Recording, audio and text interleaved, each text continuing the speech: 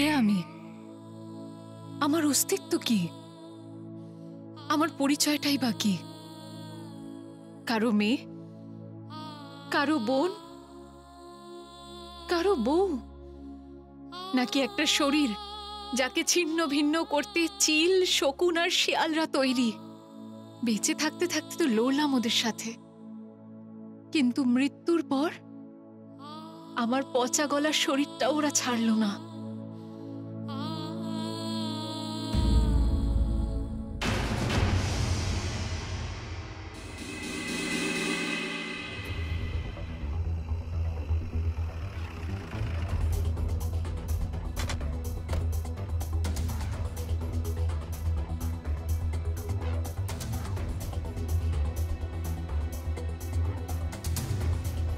Sir এই দেখুন,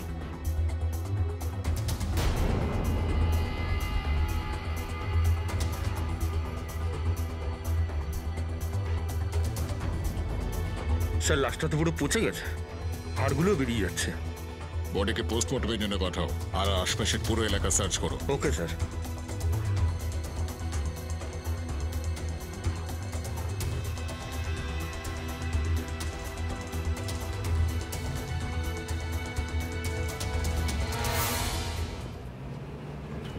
লাশ প্রায় 4 থেকে 4.5 মাসের পুরনো। মেয়েটার হাইট 5 ফিট 7 ইঞ্চি আর বয়স ওই 22 থেকে 23-এর মধ্যে। মৃত্যুর কারণ? প্রথমে মাথায় রড দিয়ে আঘাত করা হয়েছে, মাথার খুলি ভেঙে গেছিল, আর তারপর গলা টিপে হত্যা করা হয়েছে। স্ট্র্যাঙ্গুলেশনের চিহ্ন আছে গলায়। ডেড বডিকেও খুব সম্ভব কেউ ধর্ষণ করেছে। আপনি এই ব্যাপারটা নিয়ে শিওর? আগে হ্যাঁ, কারণ প্রাইভেট পার্টে আমরা যে ইনজুরি পেয়েছি সেটা অ্যান্টিমর্টেম নয়, পোস্টমর্টেম। সিমেন্ট ডিপোজিটের ট্রেস বাইরের প্রাইভেট পার্টই আছে, মানে সিমেন্টস প্রাইভেট পার্ট অবধি পৌঁছায়নি, কারণ ততক্ষণে তো সেলগুলো সব মরে গেছিল। নমস্কার, আজ ক্রাইম পেট্রোল ডায়াল 100 এপিসোডে আমরা আপনাদের দেখাচ্ছি পুনসিয়া বাজিতপুর বিহারে হওয়া একটা জঘন্য অপরাধের ঘটনা। একটা 22-23 বছরের মেয়ের লাশ পুলিশ পেল এবং প্রাথমিক তদন্তে জানা গেল যে আগে মেয়েটিকে হত্যা করা হয়েছে এবং তারপর তাকে ধর্ষণ। কোনো অপরাধী এত নিচে কি করে নামতে পারে? এমনটা কেউ কেন করবে? লাশের না কোনো নাম জানা গিয়েছে, না তার কোনো পরিচয় পাওয়া গেছে।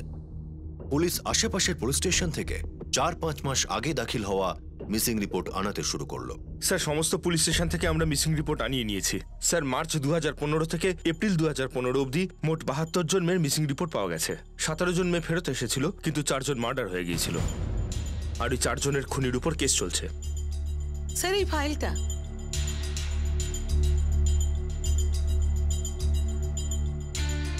কৃতিকা, তোমার হাইট কত?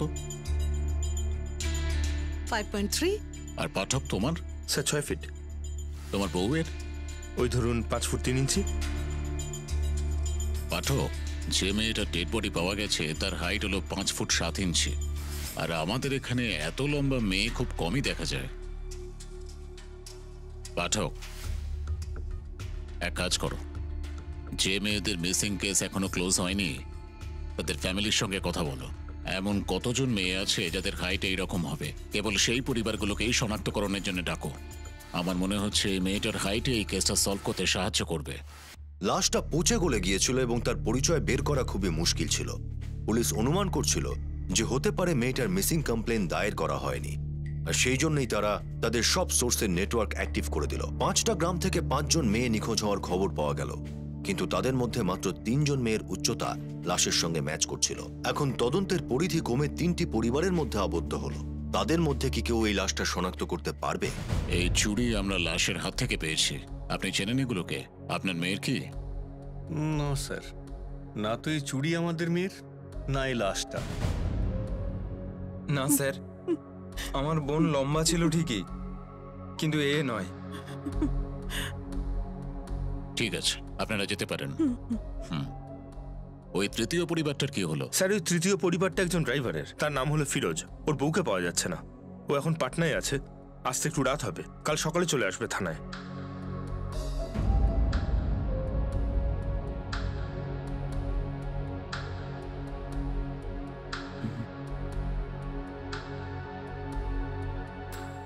এর নাম কি? জানি না স্যার। তোর বউয়ের যে নিখোঁজ স্যার সে তো এ নয়, আরে তোর বউয়ের কোনো নাম ছিল না? ফরিদা। হাইট? এতটা হবে স্যার। কিন্তু স্যার এসব জিজ্ঞেস করছেন কেন আমাকে? 4 মাস হয় নিখোঁজ তো তোর বউ? হ্যাঁ স্যার, কিন্তু ও নিখোঁজ নয়, পালিয়ে গেছে হয়তো অন্য কারোর সাথে। ও তো সেদিনই আমার কাছে মরে গেছে, যেদিন ও আমাকে ছেড়ে চলে যায়। এবার ওর বাবা মা জানে আর ও জানে, আমার সাথে আর ওর কোনো সম্পর্ক নেই স্যার, আমাকে ক্ষমা করুন। ওর বাবা মা কোথায় থাকেন? এই পাশের গ্রামেতেই। আর শোন, দরকার হলে আবার ডাকবো। ঠিক আছে স্যার। পাঠক, স্যার। ফিরোজের শ্বশুর বাড়ির লোকেদের ডেকে লাশটা দেখাও। মনে হচ্ছে এই ফ্যামিলির সাহায্যেই দোষীর কাছে পৌঁছানো যাবে।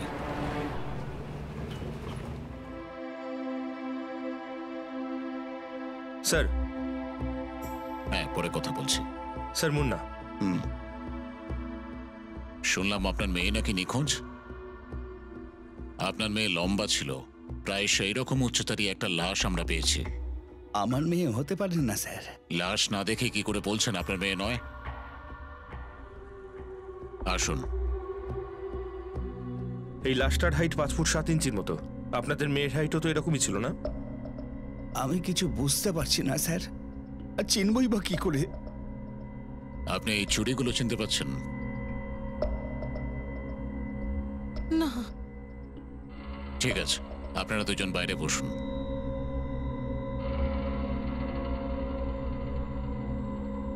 পাঠক স্যার।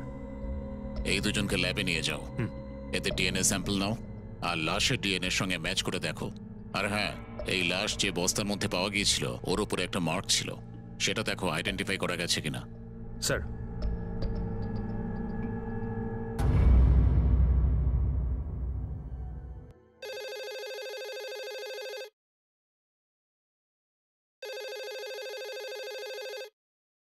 হ্যালো স্যার, এই লাশের ডিএনএ মুন্নাবাবু আর রাজুর ডিএনএর সাথে ম্যাচ হয়ে গেছে।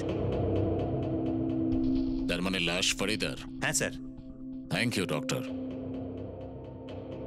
পাঠক স্যার। ফরিদার দুটো ফ্যামিলিকেই ডাকো। এবার এই দুটো ফ্যামিলির সম্পর্কে আমাদের জানতে হবে। ফরিদা আর তার স্বামীর ব্যবহার কেমন ছিল সেটা জানার খুব দরকার, কারণ স্বামী তো বলছে তার বউ কারোর সঙ্গে পালিয়ে গেছে। স্যার এমনও তো হতে পারে যে যার সাথে ও পালিয়েছিল সেই ওকে মেরে দিয়েছে।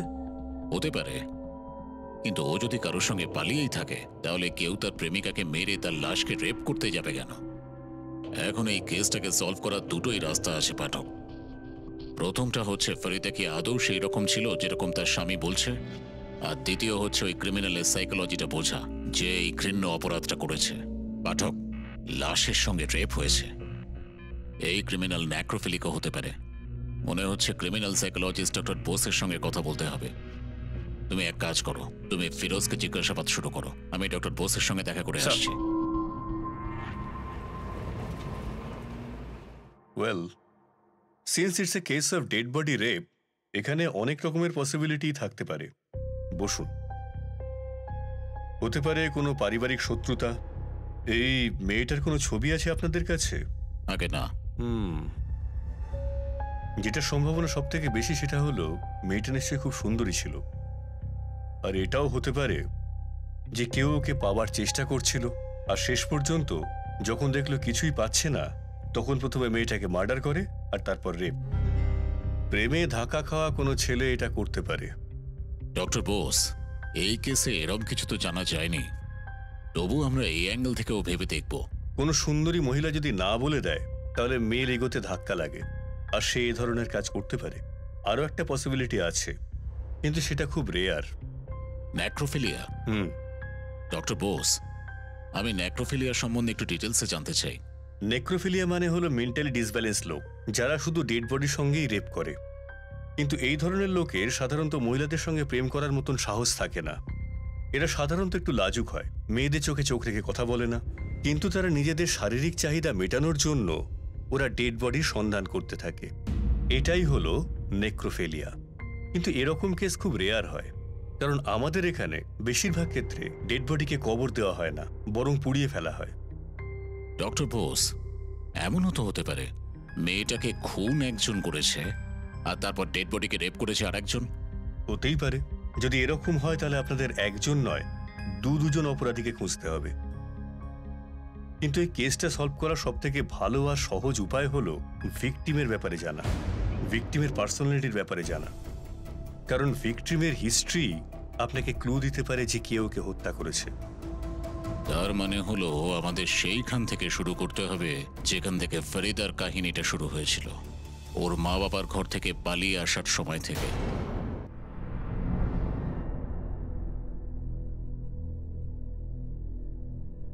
স্যার, ফিরোজ। ফিরোজ, যে লাশ তোমাকে দেখানো হয়েছিল সেটা অন্য কারণ নয়, তোমার বউ ফরিদার। আর সব থেকে বাজে ব্যাপারটা হলো ওকে মারার পর ওর লাশকে রেপ করা হয়েছিল। রেপ হয়েছে? এটা তো হওয়ারই ছিল। ভালো হয়েছে মরে গেছে, বেঁচে থেকে তো আমাদেরই মেরে ফেলেছিল ও। কেউ ভাবেনি ও এরকম ধরনের হবে। ফিরোজ, তোমার সঙ্গে ফরিদার পরিচয় কি করে হয়েছিল? স্যার, একদিন হঠাৎ আমার গাড়িটা খারাপ হয়ে যায়।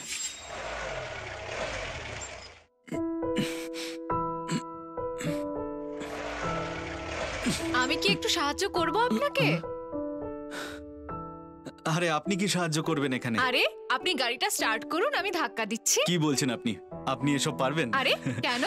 আমি কেন ধাক্কা দিতে পারবো না? আরে মেয়ে হতে পারি কিন্তু দুর্বল নই। চলুন, আপনি গাড়িটা স্টার্ট করুন, আমি ধাক্কা দিচ্ছি। দেখাই যাক। চলুন। 1 2 3।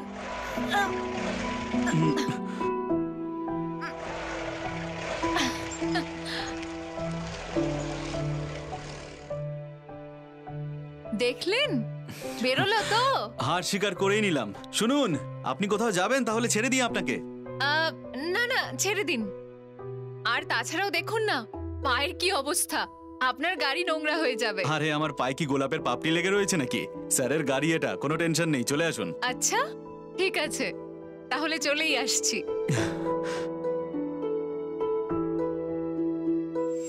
ব্যাস স্যার, ওর মধ্যে তো একটা ব্যাপার ছিলই। তারপর থেকে আমার গাড়ির চাকা শুধু ওর বাড়ির দিকেই যেত। আমরা দেখা করতাম, ভালোবেসে ফেলেছিলাম আমি ওকে স্যার। একদিন আমরা পালিয়ে বিয়ে করে নি স্যার। একে অপরের সাথে খুশিতেই থাকতাম। ওর অহংকার ছিল কারণ ও লম্বা ছিল।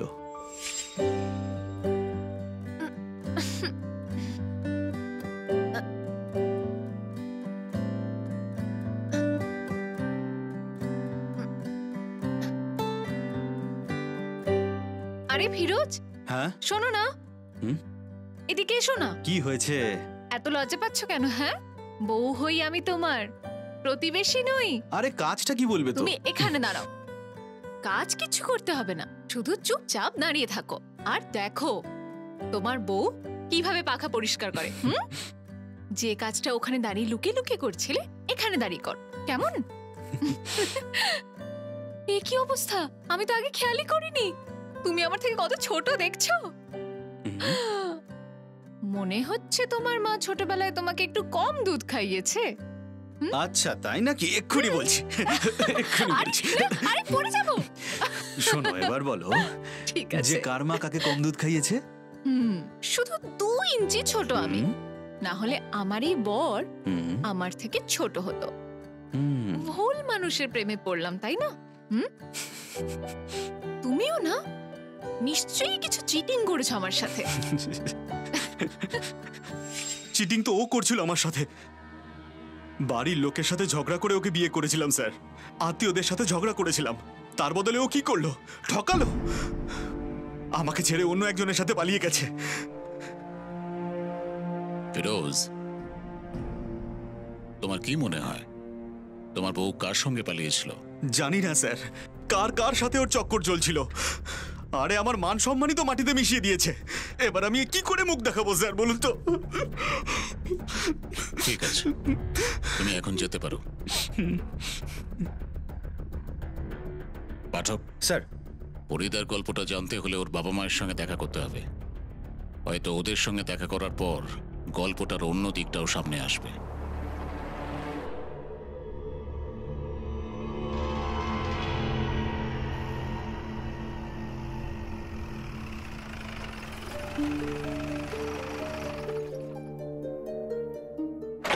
মুন্না বাবু, হ্যাঁ স্যার।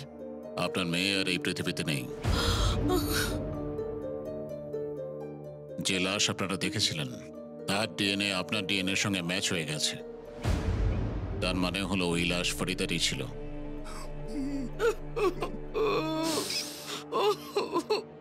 নিজেকে সামলান। মুন্না বাবু, আপনার মেয়ের খুনিকে আমরা খুঁজছি, আর এই কাজে আমাদের আপনার সাহায্য দরকার। আপনাকে আমরা আগে বলিনি আপনার মেয়েকে আগে মারা হয়েছে, আর তারপর তার লাশের সঙ্গে কেউ জবরদস্তি করেছে, ধর্ষণ করেছে তাকে। আপনি কাউকে সন্দেহ করেন? কি মনে হয় কে এমন আছে যে আপনার মেয়ের সঙ্গে এমন ঘৃণ্য কাজ করতে পারে? না স্যার, সত্যি কথা বলতে কি আমার মেয়ের ব্যাপারটা নিজেরাই বুঝি না। ওর প্রতি ভরসা ছিল খুব, কোন বাবারই বা না থাকে। একদিন ও অন্য লোকের সাথে পালিয়ে গেল, পরে আবার জানতে পারলাম ও বিয়ে করেছে। দুজনে আলাদাও থাকতে শুরু করে। ছেলেটার নাম ছিল ফিরোজ, আর ফিরোজের বাবা মা বিয়েটা মেনে নিয়েছিল। তারপর ফিরোজ নিজের পরিবারের সাথেই থাকতে শুরু করে। ভেবেছিলাম যে আমার মেয়ে ওখানে সুখী। ঈদের উৎসব ছিল, আমরা দুজন মেয়ের শ্বশুর বাড়ি গিয়েছিলাম। এই নিন মিষ্টি মুখ করুন, আপনার মেয়ে আবার পালিয়েছে। আরে আপনাদের তো এই জন্য নিজেদের লজ্জা পাওয়া উচিত। আরে আপনারা মেয়েকে এতদিন ধরে কি শিখিয়েছেন? এতদিন ধরে এইরকম মানুষ করেছেন, যাকে পছন্দ হলো অমনি সে বাড়ি থেকে পালিয়ে যায়। আরে ফরিদার মা, আপনি কেন খিদে পেটে বসে আছেন? খান, মিষ্টি মুখ করুন। আরে ছাড়ো না, ছাড়ো এসব কথা। তুই চুপ কর। মুন্না বাবু, আপনি তো এমন বউ পাঠিয়েছেন যে আমাদের তামাশা দেখার জন্য আর কষ্ট করে মেলায় যাওয়ার দরকার নেই। আমাদেরই তামাশা বানিয়ে এখান থেকে চলে গেছে ও। এরকম মুখটা নামিয়ে কি শুনছেন? যান এখান থেকে, যান, বেরোন তো এখান থেকে, বেরোন বেরোন, চলুন উঠুন। মেয়ের বাবা মা আমরা লজ্জায় মাথা নিচু করে এলাম। কিছু মনে করবেন না, কিন্তু ফরিদা যখন বিয়ের আগে আপনাদের সঙ্গে এখানে থাকতো তখন ওর কারোর সঙ্গে কিছু... না না স্যার, আমাদের মেয়েটা তেমন ছিল না। হ্যাঁ, ও খুব হাসি খুশি থাকতো। অনেক লম্বা ছিল তো, সেই জন্য যেসব ছেলেরা ওর থেকে লম্বায় ছোট ছিল তাদের নিয়ে খুব হাসাহাসি করতো। আমাদের মেয়েটা তেমন ছিল না। আপনার মেয়ে আর ফিরোজের মধ্যে ভালোবাসা হয়েছিল, তারপর ওদের বিয়েও হয়ে গেল। তারপর হঠাৎ এমন কি হলো? এটা তো আমরাও বুঝতে পারছি না স্যার। 1-1.5 বছরের মধ্যে কি এমন হলো পালিয়ে গেল? আপনাদের কাছে মেয়ের কোনো ছবি তো নিশ্চয়ই আছে।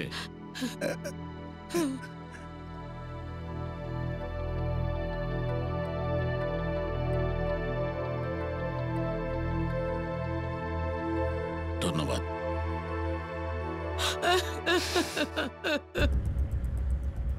ডক্টর বোস যেমন বলেছিলেন, মেয়েটাকে সত্যি সুন্দর দেখতে। মনে হচ্ছে এই সৌন্দর্যই ওর শত্রু হয়ে উঠেছিল। এর নিশ্চয়ই অনেক অ্যাডমায়ার ছিল। স্যার, এর পেছনে কোনো ব্যর্থ প্রেমিকার হাতও তো থাকতে পারে। এর স্বামী নিশ্চয়ই জানে কে এর জন্য মরতে পারত আর কে একে মারতে পারত। প্রথমবারে তো ঠিকঠাক জবাব দেয়নি, কিন্তু এরপর ওই আমাদের বলবে এর কতজন প্রেমিক ছিল আর কে কে ছিল। ফিরোজ, এটা তো বোঝাই যাচ্ছে যে তোমার বউকে কোনো ব্যর্থ প্রেমিকই খুন করেছে। দেখুন স্যার, আমি কি করে বলবো যে ওর কতগুলো প্রেমিক ছিল? আরে চরিত্র ঠিক ছিল না স্যার। আমি তো ফেসে গেছি ওকে বিয়ে করে। আমার কাছ থেকেও পালিয়ে গেল। পালিয়ে গেল কোথায় আর কার সাথেই বা পালালো? জানি না স্যার। প্রত্যেক দিন প্রতিবেশীরা ওকে কারুর না কারুর সাথে ঘুরতে দেখতো। ওই প্রেমিক কে ছিল?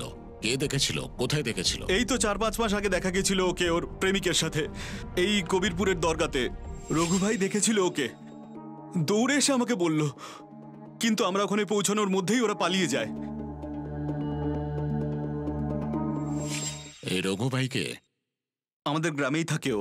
ওর নিজের নজর ছিল না তো ফরিদার উপর? আরে না স্যার, খুব ভালো ছেলে ও, আমার বড় ভাইয়ের মতো। আমাদের বিয়েতেও সাহায্য করেছিল। পাঠক, দরগায় গিয়ে খোঁজ লাগাও। আমাদের জানতে তো হবে এ সত্যি বলছে না মিথ্যে। স্যার,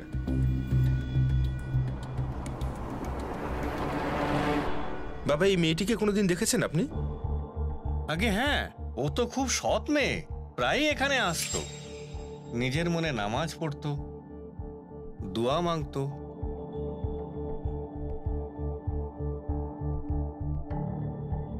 গরিবদের খাবারও খাওয়াতো।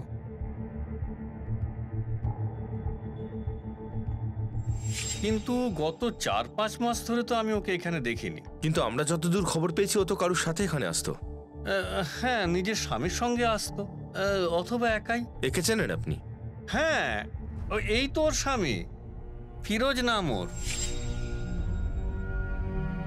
আচ্ছা বাবা, অন্য কারোর সাথে কখনো এসেছিল এখানে? পরবর্তীকারের দিব্যি, ও সে ধরনের মেয়ে ছিল না, একদম পুণ্যবতী মেয়ে ছিল।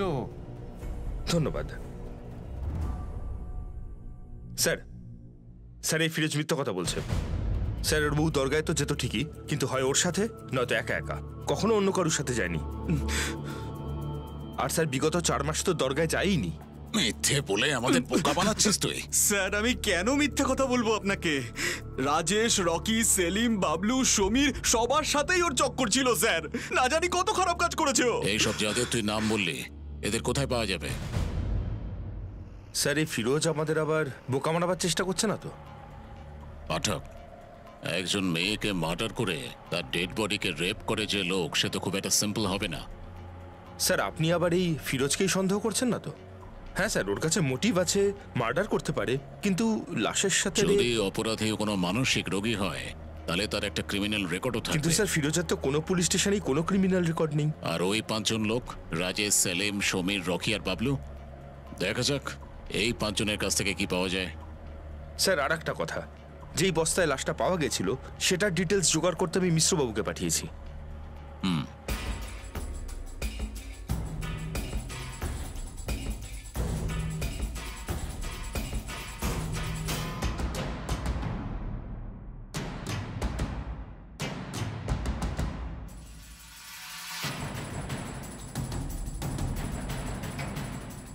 এই রকি না প্রচুর গুপি কেস করে। তুই ঠিক বলেছিস, সারাক্ষণ ফেসের ফেসের করে। Police police police! স্যার না স্যার, স্যার না স্যার, স্যার স্যার, তাস খেলছিলাম আমরা, জুয়া খেলছিলাম না। শেখাবি না। রাজেশকে? স্যার, এর নাম রাজেশ। তুই ফরিদাকে শেষ কোথায় কবে দেখেছিলি? স্যার, ওই ভাবিকে তার বাড়িতে। ভাবি বলছিস? প্রেম করতিস না ওর সঙ্গে? না না স্যার, মায়ের দিব্যি করে বলছি, আমি তো শুধু একবার ওর হাতে বানানো ফিরনি খেয়েছিলাম স্যার, ব্যাস। তারপর থেকে তো আর দেখিও নি স্যার। ও নিখোঁজ হবার পর থেকে দেখতে পেয়েছিস? না স্যার, কোথাও দেখি। রাজেশ, মিথ্যে কথা বলবি না। ফিরোজ আমাদের বলেছে তুই ওর সঙ্গে দেখা করতিস। স্যার, ও মিথ্যে কথা বলছে, ফাঁসাচ্ছে আমাকে। তোকেই ফাঁসাচ্ছে কেন? কোনো একটা কারণ তো থাকবে। উধাও হওয়ার আগে ওকে আমি ফিরোজের সঙ্গে লড়াই করতে দেখেছিলাম। আমার জন্য বাড়িতে অশান্তি লেগে থাকে? আমার জন্য? আমার মুখ খুলিও না তুমি। আরে তাহলে তুমিই বলো না, সেদিন রাতে তুমি বাড়ি থেকে বেরিয়েছিলে কেন? আমি যখন ছিলাম না, কার সাথে গেছিলে তুমি? তুমি যখন গাড়ি নিয়ে সাহেবের সঙ্গে যাও, তখন তুমি রাত কোথায় কাটাও সেটা ভাবছো আমি জানি না? আসপাক দাদা সব বলেছে আমাকে। ফরিদা, মিষ্টিটা তুমি খাবে আর আঙুল তুলছো আমার দিকটায়। আর একবারও হাত দেবে না আমার গায়ে। বাকি মেয়েদের মতো আমি অতটা দুর্বল নই। সেদিন যেমন তোমার গাড়িটা আটকে ছিল তখন ঠেলে বের করে দিয়েছিলাম, সেরকমই আজকে তোমাকে ঘাড় ধাক্কা দিয়ে বের করে দেবো। একদিন একটু যাত্রা দেখতে গেলাম, তাহলে কি আমি খারাপ মেয়ে হয়ে গেলাম? কিছু তো একটা করেই এসেছো ওর সাথে। কেন বারবার তোমার নাম ওঠে সব জায়গায়? হ্যাঁ, যখন এতই সমস্যা, এতই সন্দেহ, তাহলে আমাকে ডিভোর্স দিচ্ছ না কেন? বাবলু, তুই বল, ফরিদা আর ফিরোজের সম্বন্ধে কি জানিস? জানি না স্যার, ওরা সবসময় ঝগড়াঝাটি করতো। সমীরকে কোথায় পাওয়া যাবে? সমীরকে জিজ্ঞাসাবাদ করে কোনো লাভ নেই। ও তো কখনো কোনো মেয়ের দিকে ফিরেও তাকায় না। ও কোন মেয়ের সঙ্গে জড়াবে আবার? পাঠক, স্যার, সমীরকে তুলে নিয়ে এসো, আর এই সব কটাকে থানায় নিয়ে যাও। স্যার। স্যার, স্যার, এই হলো সমীর।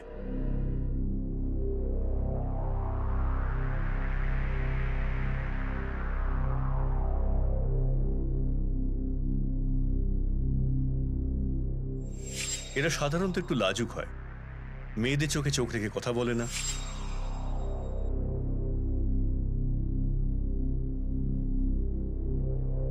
পাঠক, একে আমি যেটা করব না। তাহলে কে করবে স্যার? সমীর। সমীর নাম না তোর? বস। মোড়ের ওই লেডিস টেলারে কাটিং এর কাজ করিস না তুই? হ্যাঁ ম্যাডাম। ফরিদা যেত ওখানে? নিচে দেখছিস কেন? চোখে চোখ রেখে কথা বল। সুন্দর দেখতে ছিল ওকে না? না ম্যাডাম।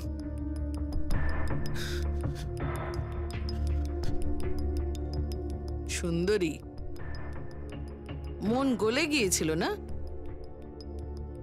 হ্যাঁ ম্যাডাম, না ম্যাডাম, খুব ভয় লাগতো, খুব ইয়ার্কি মারতো। সুরসুরি লাগতো ভিতরে? না। ভালো লাগতো না? না ম্যাডাম, প্রায়ই চুড়িদার বানাতে আসতো, তো মাপ আমাকেই নিতে হতো। ডক্টর বোস যেরকম বলেছিলেন এ একদম সেই রকম। আর খুব পিছনে লাগতো। একদিন ও আমার দোকানে এলো। আরে কেমন আছেন লাজুক বাবু? আচ্ছা লাজুক বাবু, একটা কাজ করুন, তাড়াতাড়ি আমার মাপটা নিয়ে নিন। আসলে কি বলুন তো, একটা সালোয়ার কামিজ বানাবো। আসলে ওই মাস্টারজি নেই। আরে মাস্টারজি নেই তো তাহলে কি হয়েছে? আপনি তো আছেন, তাড়াতাড়ি আমার মাপটা নিন। আপনি ওই ফিল্মটা দেখেছেন? এই যে নতুন এসছে, ওখানে ঐশ্বরিয়া রায় ওই যে কুর্তিটা পরেছে, ব্যাস একদম ওই রকম একটা বানিয়ে দিন।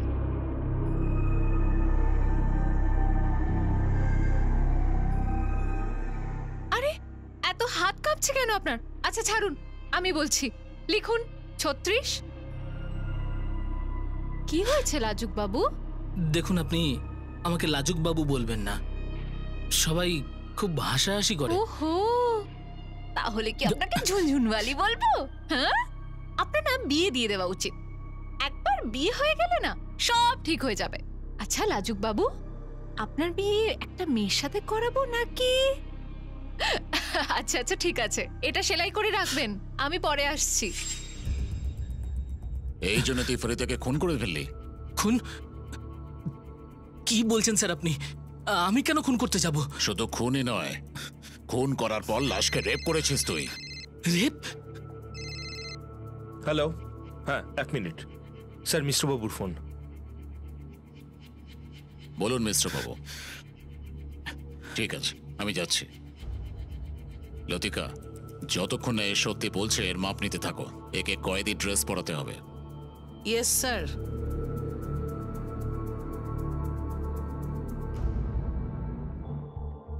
হ্যাঁ স্যার, এই মেয়েটা আমাদের গ্রামেরই, কিন্তু এর লাশ কি করে হলো সেটা আমি কি করে বলবো? ফুনসিয়া গ্রামের কেউ আপনার বস্তা কেনে? না স্যার। ফুনসিয়ার কোনো লোক এখানে কাজ করে? 1 মিনিট। হ্যাঁ মন্ডল, একটু ভেতরে এসো। কোনো বড় কেস কি এটা স্যার? ফুনসিয়া গ্রামের কেউ আমাদের এখানে কাজ করে নাকি? স্যার, আমাদের টেম্পো ড্রাইভার রঘু, ও ওখানকারই। এই রঘু ভাইকে? আমাদের গ্রামেই থাকে। ওকে ডাকো। ও 2-3 দিন ধরে ছুটিতে, অসুখ করেছে তো। ওর নাম্বার আর অ্যাড্রেস দেন, আর মনে রাখবেন ওকে কিচ্ছু বলবেন না, বুঝতে পেরেছেন?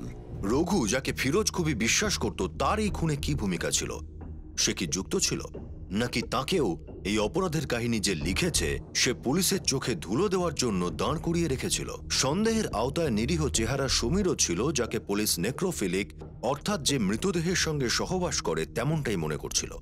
তাহলে কি ধরতে হবে ওই সাদাসিধা দেখতে যুবকই সত্যি এই অপরাধের সূত্রধর ছিল? বস, রঘু তোর জন্য আর কি কি করেছে? লাশ ফেলার জন্য বস্তার ব্যবস্থা করে দিয়েছিল, নাকি খুনে ও শামিল ছিল? কি বলছেন স্যার আপনি? আমি কেন খুন করতে যাব? আমাদের বিয়ের সময় রঘু ভাই তো অনেক সাহায্য করেছে আমাদের, ও কেন খুন করতে যাবে? দেখ ফিরোজ, তোর কাউন্টডাউন শুরু হয়ে গেছে। তুই কি বলেছিলি তোর বউয়ের অনেক বন্ধু আছে, তাদের নামও তুই জানিস, কিন্তু আমরা যখন খোঁজ করেছি ওদের মধ্যে একজনও এমন কাউকে পাওয়া যায়নি যার তোর বউয়ের সঙ্গে প্রেম ছিল। তারপর তুই কি বললি? তোর বউ দরগায় যায় কারোর সঙ্গে। তোর বউ যবে থেকে নিখোঁজ হয়েছে সে দরগাতে যায়নি। কিন্তু স্যার, কি বলেছিলি তুই? তোর বউয়ের সঙ্গে ঝগড়া হয়, ডিভোর্সের কথা পর্যন্ত উঠেছিল। না, তুই নিজের বউকে দুশ্চরিত্র বলেছিলি। কিন্তু স্যার, আশফাক ভাই এসেই তো আমাকে এই কথাগুলো জানিয়েছিল। একবার না অনেকবার, একজনের সাথে না অনেকজনের সাথে চক্কর ছিল তুই স্যার। যার নাম বলেছিলি আমরা প্রত্যেকের সঙ্গে দেখা করে খোঁজ নিয়েছি, একটা লোক এতে জড়িত ছিল না। স্যার মিথ্যে বলছে ও, এসব কথা কখনো কেউ স্বীকার করে স্যার? একটা কথা বল, তুই তোর বউকে কখনো কারোর সঙ্গে দেখেছিলি? না তাহলে? কিন্তু আশফাক ভাই তো দেখেছে, রঘু ভাই তো দেখেছে। আরে তোর ভাই যদি তোকে বলে তোর কান কাকে নিয়ে গেছে, তুই কাকের পিছনে দৌড়বি? পাঠক স্যার, এর ভাই আশফাককে তুলে নিয়ে এসো। এই কেস এবারে এই দুটো ভাইকে দিয়ে শেষ হবে। আর মনে রাখিস ফিরোজ, খুব ঘৃণ্য অপরাধ হয়েছে, একটা লাশের সঙ্গে রেপ হয়েছে, সাজা তো পাবি। কিন্তু তার আগে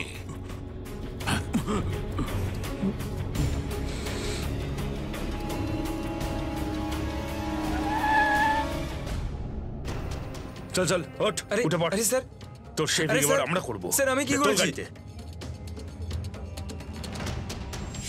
স্যার, ফরিদা মেয়ে নয়, খুব ভয়ঙ্কর ছিল। তো সেই ভয়ঙ্কর মেয়েকে তুই নিজেই রাস্তা থেকে সরিয়েছিস না তোর ভাইকে তুই সাহায্য করেছিস? সত্যি বলছি, আমি কিছু করিনি, কিন্তু এটা সত্যি যে আমার ছোট ভাইয়ের বউয়ের চালচলন ঠিক ছিল না। আচ্ছা, আমাদের একটু বল। ফিরোজ যখন বাড়ি থেকে বেরিয়ে যেত, ফরিদাও তখন উধাও হয়ে যেত। অনেক সময় ধরে বাড়ি ফিরতো না। আশেপাশের লোকজন এই ব্যাপারে বাজে কথা বলতো। আমাদের মান সম্মান সব ধুলোয় মিশে যেতে থাকলো। জল নাকের ওপরে এসে গেল। তখন গিয়ে আমি ফিরোজকে সব বলে দিয়েছি। ভালোবাসা আলাদা, এখনও তোর বউ, ওর দিকে একটু খেয়াল রাখ। জানি না কোথায় কোথায় কার সাথে কি করে বেড়ায়। এখন এসব আর সহ্য করতে পারছি না। আরে এইসব ব্যাপার তো তুই আগেই বলতে পারতিস, এখন কেন বলছিস? আমি তো তোর বড় ভাই, ভালো লাগে না এসব বলতে। কতক্ষণ চুপচাপ থাকবো? একবার বোঝানোর চেষ্টা করলাম, উল্টে আমাকেই মেজাজ দেখালো, ভুলভাল বলতে থাকলো। মহিলা যাত্রাকে একটু কন্ট্রোল রাখতে শেখ, নইলে কোনোদিন আমাদের সবার মুখে কালি লেপটে দিয়ে পালিয়ে চলে যাবে।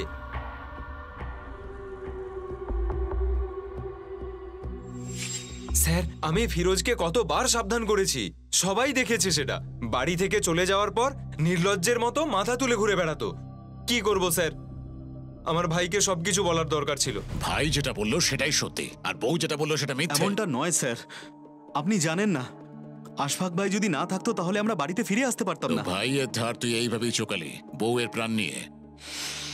কিন্তু একটা কথা বল ফিরোজ, লাশকে রেপ করতে তোর ঘেন্না করলো না? কি বাজে কথা বলছেন স্যার আপনি? আমি এতটা নোংরা নই যে মৃতের সাথে, আর না আশফাক ভাই এতটা নোংরা। নিশ্চয়ই ওই ফরিদার কোনো প্রেমিক ছিল যে এই নোংরা কাজটা করেছে স্যার। আরে ওকে তো আমি কখনো কন্ট্রোল করতেই পারিনি, খুন কিভাবে করব? আর এই আশফাক ভাইয়ের কথা, ওকে তো মারার জন্য ফরিদাই তাড়া করেছিল। আরে ফিরোজ, এসব কি? কাল রাতে যখন আমি বাড়ি ছিলাম না, কোথায় ছিল তুমি? কি বাজে কথা বলছো তুমি? যাত্রা দেখতে গেছিলাম। কার সাথে, কার সাথে গেছিলে তুমি? যেরকম নিজের বাড়ি থেকে পালিয়ে এসেছিলে, এখন অন্য কারোর সাথে পালানোর চেষ্টা করছো। ফিরোজ, মুখ সামলে কথা বলো। আওয়াজ নিচে। স্বামী হই তোমার, সবকিছু জানে আশফাক ভাই তোমার ব্যাপারে। হ্যাঁ, যাও কি ওই দাদাকে বলে দাও। হ্যাঁ, তুমি আমাকে বিয়ে করেছো, আমি তোমার বউ হই। ঘরে রাখা পায়জামা নয় যে 4 দিন তুমি পরবে আর 4 দিন নো। আরে বাপ রে, দাঁড়াও বলছি। আপনাদের যদি বিশ্বাস না হয় তাহলে বাবলুকে জিজ্ঞেস করুন। বাবলুর যা বলার ছিল সে বলে দিয়েছে। এখন খালি তুই বল, তুই তোর বউকে মারলি কেন? স্যার, যতই আমাকে আটকে রাখুন, আমি সত্যি কথাই বলছি আপনাদের। মাথায় রাগ উঠলে 1-2 থাপ্পড় মেরেছি, কিন্তু খুন করতে পারি না স্যার। নিজের ভাইকে মারলে রাগ হবে না বলুন স্যার? তো তুই ফরিদার বদনাম করছিলি আর নিজের ভাইয়ের মনে সন্দেহের বীজ বুনছিলি। না স্যার, আমার ছোট ভাই আমার ছেলের মতো স্যার। না স্যার, না কি স্যার। বলছিস? আমরা কি বোকা? আর তুই নিজেকে খুব চালাক মনে করিস? হ্যাঁ? না স্যার, আমি তো ছোট লোক স্যার, আমি কি ঘুরাবো? কিন্তু আমি সত্যি বলছি, আশেপাশের লোক বাজে কথা বলতো, তখন যে কোনো কারোর মাথা খারাপ হয়ে যেত। এমনকি আমি ফিরোজকে অনেকবার বলেছি, ভাই মাথা ঠান্ডা করে কাজ কর। তার মানে হচ্ছে ফরিদার খুন তুই করিসনি, তোর ভাই করেছে। স্যার,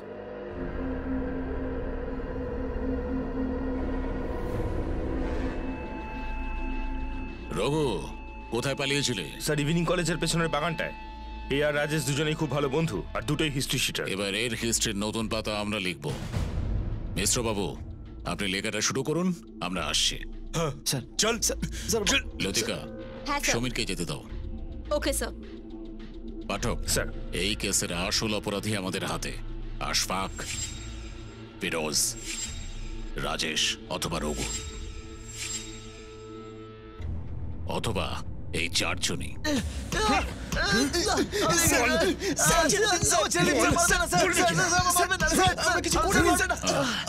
স্যার, এই পেপারটা রঘুর গাড়ির থেকে পেয়েছি। এই পেপারটা পৃথিবীর 3rd ক্লাস পেপার, কেউ পড়ে না এটা, শুধুমাত্র ওই পড়ে। আর সব থেকে বড় ব্যাপার স্যার, এই পেপারটাই লাশের সামনে থেকে পেয়েছি।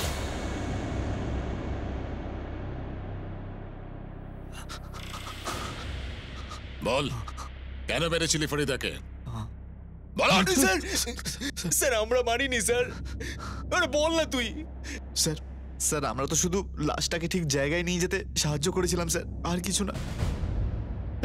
যদি তোরা দুজন ফরিদাকে না মেরে থাকিস তাহলে কে মেরেছে? লাশের সঙ্গে রেপ কে করেছে বল।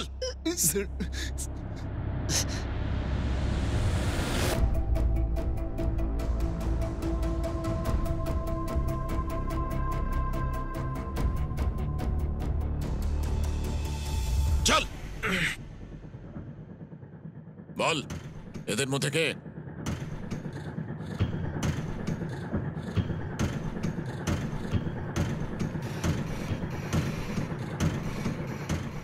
স্যার এই লোকটা।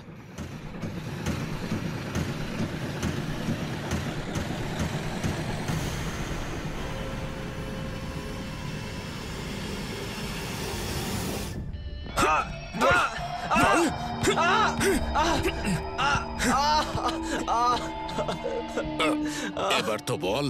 আমি মেরেছি ফরিদাকে। প্রথমে আমি ফরিদা আর ফিরোজের বিয়ের বিরুদ্ধে ছিলাম। যখন আমি ফরিদাকে দেখলাম আমার খুব ভালো লেগেছিল। আমি আমার মা বাবাকে মানিয়ে নিয়েছিলাম।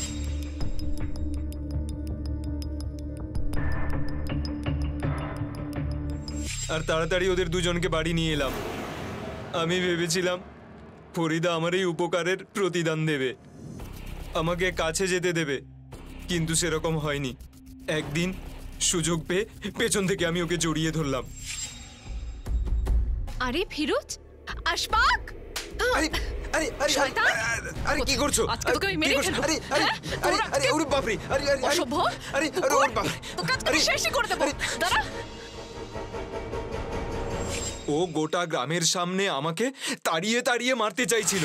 এই দাঁড়া! আরে দাঁড়া! আরে পাগল হয়ে আজকে গেছো তোকে নাকি? আমি শেষই করে দেবো। আরে দাঁড়া! আরে দাঁড়াও! এই, আরে দাঁড়া! আরে দাঁড়া! আরে ফরিদা! দাঁড়া, আজকে তোর আমি... আরে ফরিদা! দাঁড়া, কোথায় পালাচ্ছিস? আমি রঘু আর রাজেশের সাথে মিলে একটা প্ল্যান বানাই।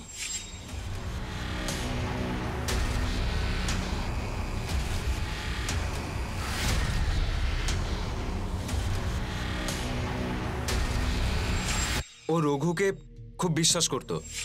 রঘুকে ওর কাছে পাঠালাম। ভাবিজান, আসসালামু আলাইকুম। ওয়ালাইকুম আসসালাম। বসুন না। আর ভাবিজান, তোমাকে একটা ভালো খবর দিতে এসেছে। হ্যাঁ, ওই বলুন। ফিরোজ ভাই রয়েছে না, ফিরোজ ভাই বাড়ি বানানোর জন্য একটা জমি কিনেছে। তাই আমি ভাবলাম পরে যদি তোমার জমিটা পছন্দ না হয়, তাই তোমাকে আমি নিয়ে গিয়ে এখনই দেখিয়ে দিই। চলো। আরে ভাবিজান, এত ভেবো না, চলো চলো আমার সঙ্গে, আমি তোমাকে দেখিয়ে আনছি। খুশির দিনে এত আচ্ছা। ভাবনা চলে নাকি? চলো আমার সঙ্গে, দেখিয়ে আনছি তোমায়।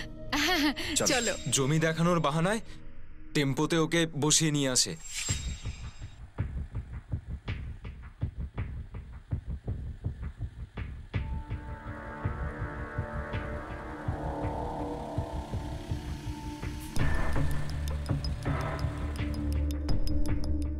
আসুন ভাবিজান।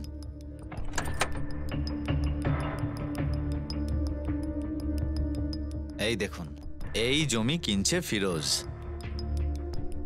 এই জমি কিনছে ফিরোজ? হ্যাঁ বৌদি। কিন্তু এখানে কে আসবে? আমি বলছি।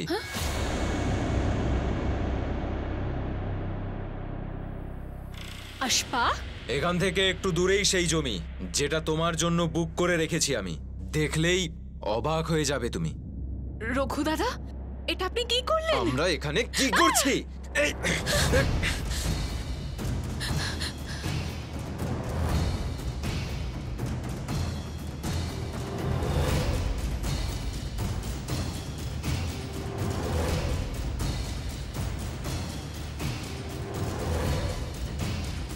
এই দাঁড়া, দাঁড়া, দাঁড়া, দাঁড়া। দে। দাঁড়া ফরিদা, দাঁড়া।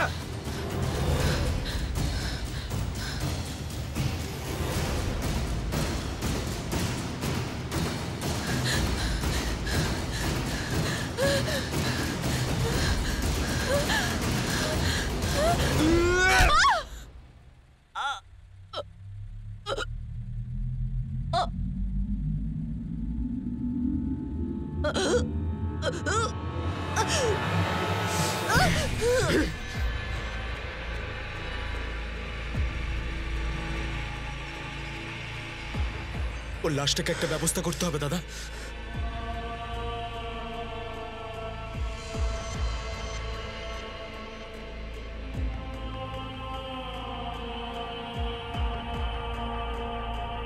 এত সহ্য করেছিলাম, এত ভালোবেসেছিলাম ওকে, তাও বোঝেনি। মাথা গরম হয়ে যেত।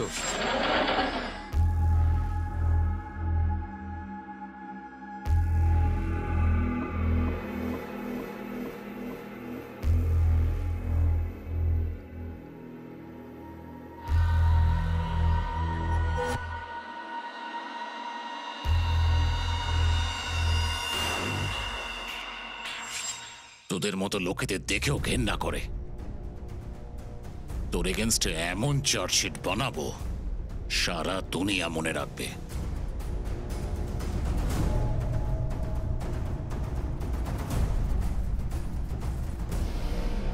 রঘু, রাজেশ আর আশফাক পুলিশের হেফাজতে আছে। চার্জশিট দাখিল হয়ে গেছে, কিন্তু আদালতের কাজ শুরু হওয়া এখনো বাকি। এই কেসে কিছু প্রশ্ন মনে উকি দেয়।